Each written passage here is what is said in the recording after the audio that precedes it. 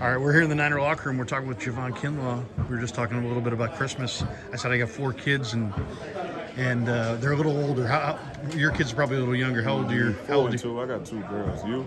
I got a girl and then 3 boys. Girl, the oldest? Yeah, she's the oldest. She's like 22, and then 21, 19, and 14. So yours are 2 and 4. 2 and 4. So what was Christmas like at your house? Well, you were here. I mean, a lot of toys. I know that much.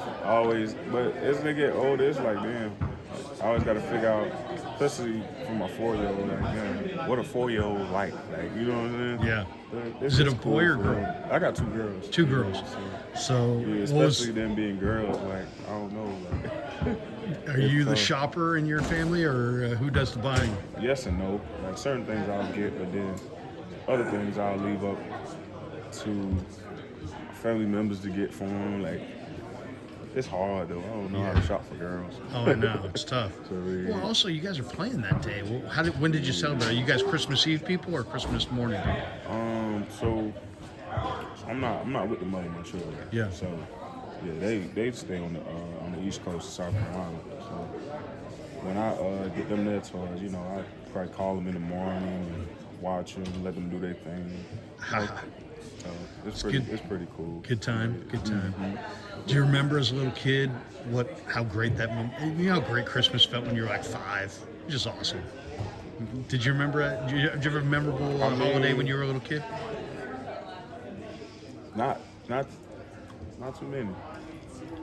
But yeah, I guess for the average kid, yeah. Who you? I remember watching you on draft day, and they announced the Niners picked you. And was that your dad that rolled on the ground? My pop's been a Niners fan probably all his life. So, and he would even before I was playing football, he would tell people that I was going to the 49ers. Really? Yeah. Because I mean, it was hilarious. They showed the video you got, I think it was on the NFL Network. He's rolling on the ground. He was so happy. Everybody was like, no, he going here, no, he going here. And he was like, watch what I tell you. And when it happened, he didn't even realize I was on the phone. Like, he was just watching the TV, and when it popped up, like, I don't blame him, though. Like, it was crazy for him, for sure. What a moment. Sure. So, this week, you guys got a game. It matters, but it doesn't matter, right? It's like, you know, all of them matter the same. Yeah, they all matter. I mean, you want to win every game you're playing in. Mm-hmm. Is this different though because you know where you guys are headed in the playoffs, or not necessarily? Anytime you get a chance to lace them up, man, it's always a blessing. Yeah. You know, so you never take any of them for granted. Yeah. That's how I feel about it. Anytime you get to lace them up, you treat them all the same. How you feeling right now? I know in past years you've had some knee pain and soreness. How's the knee held up this year? I mean, you know, this is my first full season in the NFL. Knock on wood, hoping to continue to go into the playoffs and still, be healthy. Yeah. But I feel excellent. I've took good care of it this year. You know, put myself in a position to be healthy. You know, and stay healthy. So I feel excellent. You see, you know, from what I'm watching, and I'm not a coach, but it seems like you've played with leverage all year. You've played low. You know, you're staying in against the run. You're getting upfield against the pass. What part of your game are you pleased with? Is there a part of your game that you're not pleased with? I'm just happy to have made it the whole season. Honestly, that was just a thing for me. You know, looking at the history. And that was like my main goal, to just make it the whole year. And I went above and beyond all expectations that I set for myself, honestly. Again, just looking back at the history of what I went through. And I mean, I set the bar so high for myself when it comes to the style of play that I want to accomplish one day. And I just feel like I have so much more room to grow. And I'm sure I'll continue to do that as the years stack up on each other. You'll look back and be like, he's got better every single year. Now that I've been able to really get healthy and, you know, string them together. So, I don't think people realize that you're always learning in this game. Always. You're better this year than you were last year. You're better last year than you were the first year. It's an education that's evolves as you go. What's the difference between playoff intensity and regular season intensity? Well, you know, you got a chance to go home. It's like win or go home. So right. It's like it's now or never type environment. You know, we've been knocking at that door for so long. I know. So even right now, it's gonna be through the roof, and this is gonna be my first time being a part of it, like really and truly, without having to like worry about my legs. So Yeah. I'm just excited. You know, this has been an exciting, humbling year for me. You know, so I'm just happy to be out there with the guys. Honestly, I soak it all in, like one play at a time. I soak it in for sure. Is there, I mean, you don't seem like the kind of guy who would play with the game with a lot of fear, but can fear creep in when you know if we lose, we're going home?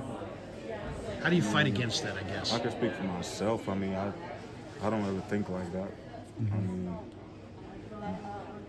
you can't play the game like that, you know? When you have fear and doubt like that, that's when you make a lot of mistakes and play timid, and so I don't tend to have those type of thoughts. So I wouldn't know, honestly. Yeah. How much dialogue between you and Chris Eric in the middle of the game? Does he talk to you directly? What's he like on game day? Because I see him on the practice field, Javon. He is freaking nuts. He's screaming and yelling and blah, blah, blah.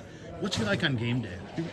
It's more locked in, more calm, you know, keeping a level head, because, you know, he probably got a lot going on. He always getting his headset, so he's got a lot going on. He's also like, you know, he'll come to the sideline, we'll look at the iPad and see who's doing what, and, you know, he coaches as the game goes, and, you know, so I like his vibe on game day. I like his vibe all around, honestly, you know. But I remember my rookie year when there was no fans. Right. You could hear him screaming all the time, though. Like it was practice. You could hear him all the time. So I'm glad there's some fans in there nowadays, though. Yeah. How much do you think the break has helped Eric get healthy? Because I know he's got a knee. I know he's got the plantar fasciitis, and that's not an injury that necessarily goes away. But do you think all this off time is helping him? Do you think where do you think he's at right now?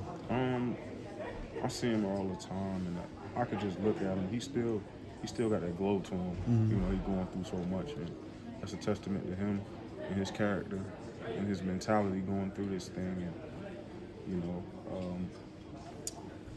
I think the break has been excellent for him. You know, able to let his body heal and let him do his thing and look at some things, and maybe when he gets back, look at how he wants to improve his game, you know, and allows him to lift and condition and do all the things that he needs to do to come back and be the guy that he was before he left. So He's a player. for sure. Sebastian Joseph Day played in a two-gap scheme, and you guys play in kind of a one-gap scheme. For people who don't know what that transition's like, that's not an easy transition, is it? I mean, what's it been like the last week or two just watching him trying to get acclimated to a totally different scheme? He's been a two-gapper really his whole career. Well, I mean, you could tell he's got it, though. You could tell. He's super explosive. So, I mean, this scheme is hard in general. Is it? Honestly, it's hard in general. So, it could be hard for anyone, honestly. So, you're in a game where you just want to see so much and think about so much. In this scheme, you only got one thing to do is just run out the ball, but that's so much easier said than done. And I think he'll get the hang of it. You know, it kind of came in at a rough spot being so late in the year, but I think he'll get the hang of it because he's super explosive. You can kind of tell that right away. For sure. Yeah. Got a lot of spring in his lower body for sure. Yeah. So he was the captain over there. What'd you play in at South Carolina? Was it a two-gap scheme or was it a one-gap scheme? I played a little bit of both, but honestly, what do you prefer? Do you prefer one over the other? It don't really matter to me. I just love the game. I love the game, but I love the attack too. But honestly, when I was at South Carolina, I didn't really know that I was reading or attacking. I was just like run off the ball regardless. You know, so it was cool. Hey, Trey Greenlaw didn't make the Pro Bowl. That's crazy. To me, that's crazy. We had a lot of guys now make it. Yeah. And a lot of guys that did. 9 guys made it, a bunch of alternates, but every guy can't make it. But there's a lot of talent in this room. But that's an individual thing. Is that secondary to guys? I mean, it's got to be, right? Over the team goals or first? At this point, it's definitely secondary from where we trying to go, you know. Yeah. I feel like nobody probably work on the Pro Bowl for real. We trying to go to Vegas at the end of the day. Yeah. And that's the main goal. So feel like it's a heck of an accomplishment, you know, a heck of an individual accolade. You know, we all around here worried about the main thing, and we keep the main thing around. Keep the main so, thing the main thing. Yeah. It's a team deal. Win in Vegas on Super Bowl Sunday. Oh, do you let yourself even think about how that would feel for you to get that win in Vegas? I mean, I'm sure it would be surreal. It would be awesome. Yeah. It would be probably one of the few greatest moments ever. You know. Yeah. New Year's Eve. Did you do anything big on New Year's Eve this year? Nah, Just chill. just chilling. Watch a little TV. Hang Always in. chilling. Yeah. For sure. What are you into when you're not playing ball? Or what do you have interest that outside of football? What do you like to do outside of football? I like to fish. Do you? What do you fish for? Bass, catfish. Mainly catfish though. Catfish. What do you use a bait? Or you either use Bloodworms or something like that? Or? Nah, you use livers. Use some livers. Let them livers sit outside, get a little stinky. You wrap them in some pantyhose. How you doing? So they don't slip off when you're slinging them. And then sometimes to catch a bigger catfish, you take the little heads, let them sit outside, get stinky, then you put them on the hook, catch you a nice one. So. Have you found anywhere in NorCal that you like to fish, or is No, it ain't all no out in good South fishing Carolina? out here. Yeah, I was man. gonna say. I don't even go. I fish in Mississippi. Do you? Folks down in The Mississippi. Delta? No, I fish In the Mississippi I River? fish Or? South Mississippi. Oh, South Mississippi. South Mississippi. It's a nice river down there that runs off of the Mississippi. So it's nice. It's wonderful fishing down there, honestly. So Hey man, always pleasure to talk to you. Good luck this year. yes, I appreciate you. Yes, sir.